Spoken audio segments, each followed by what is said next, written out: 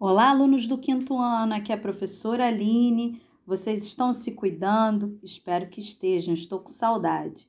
Hoje nós vamos ver a nossa matéria de História, tá? Abram a apostila de vocês na página 10 da apostila de História em Capitanias Hereditárias. E bora para a matéria. Bom, gente, o sistema de capitanias hereditárias era um sistema de controle administrativo lá da época da colônia, tá? Que marcou a história da nossa colonização portuguesa aqui no Brasil. A partir do ano de 1530, o governador português passou a voltar, o governo, passou a voltar aos seus interesses políticos e econômicos para as terras brasileiras. Lembra que de 1500 a 1530 o Brasil ficou esquecido. Só em 1530, depois de 30 anos, que Portugal se interessou em vir para cá. Mas isso exigia a instalação de um modelo de administração que fosse capaz de assegurar a posse portuguesa sobre o território e, ao mesmo tempo, tornar o Brasil uma colônia mais lucrativa, porque até então não dava lucro nenhum, né? Foi buscando resolver esse problema que os portugueses implantaram no Brasil o sistema de capitanias hereditárias, isso lá em 1534. O que esse sistema fazia, professora? Nesse sistema, Portugal realizava a divisão das terras brasileiras em longas faixas de terra que partiam do litoral até os limites do Tratado de Tordesilhas. Assim, cada faixa de terra era considerada uma capitania, e a capitania tinha um responsável por ela, que era escolhido pelo rei de Portugal e ganhava o título de donatário. Olha só como eram distribuídos, os pedaços, as longas faixas de terra que eles separaram, cada pedacinho aqui era um terreno, tá? De uma capitania, pessoal. Iam do litoral, que era a área de praia, até os limites do Tratado de Tordesilhas, aquela linha imaginária, lembra? Então, cada capitania, gente, tinha um responsável, que o rei denominava.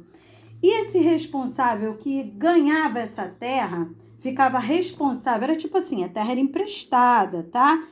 E esse donatário era o nome que recebia, era um título recebido por essa pessoa que ganhava essa terra, que ficava tomando conta dessa terra, tá ok?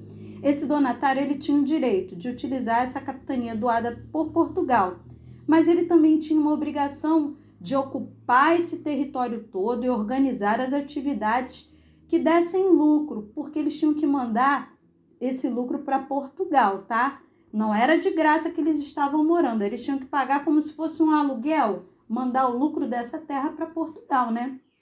Eles também poderiam repassar o direito de uso da capitania para o seu filho, lembrando que era por isso que essa capitania era chamada de capitanias hereditárias, porque passava de pai para filho, mas não poderia ser vendida, tá, gente? Porque a terra ainda pertencia ao rei de Portugal, estava emprestado, tá ok? Então, a razão de Portugal utilizar esse modelo administrativo para ocupar o Brasil se dava por conta, gente, da falta de recursos financeiros e funcionários que ele mesmo não tinha. Portugal não tinha para controlar essa dimensão toda de terras, né? Sendo assim, o sistema de capitanias hereditária garantia a exploração econômica da colônia sem que fosse necessário desembolsar grandes quantidades de dinheiro, tá? Portugal tinha apenas o trabalho de fiscalizar e arrecadar os impostos que lhe eram direito, ou seja, era bom para Portugal. Portugal deixava essa terra com o donatário cuidava e mandava o lucro dessa terra lá para Portugal. Era ótimo para o donatário, no caso, para o donatário não era nada ótimo, era bom para o rei de Portugal. Mesmo com todas essas motivações, o modelo, já organizado desse sistema de capitanias hereditárias não atingiu o sucesso esperado por Portugal. Por quê, gente?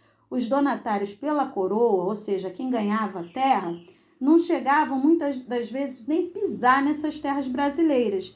Eles mostravam medo, desinteresse, não queriam abandonar seus negócios lucrativos lá de Portugal para vir para cá, se lançar para uma nova aventura aqui no Brasil, atravessar o Oceano Atlântico, de repente não dá certo, né?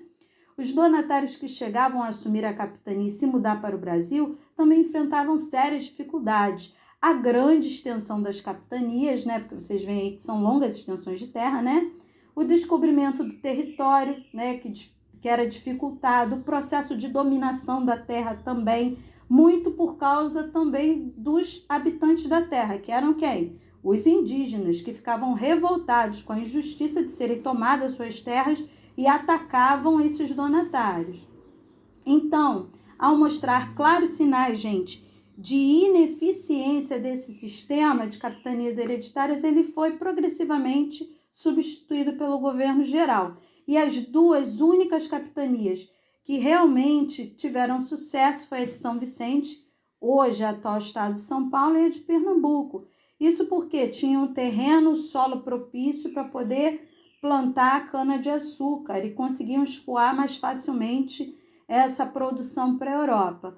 E, gente, somente no ano de 1759, sob as ordens do Marquês de Pombal, é que o sistema de capitania hereditária foi completamente extinto, ou seja, acabou e foi substituído pelo governo geral. Tá ok, pessoal? Por hoje é só. Um forte abraço e até a nossa próxima aula.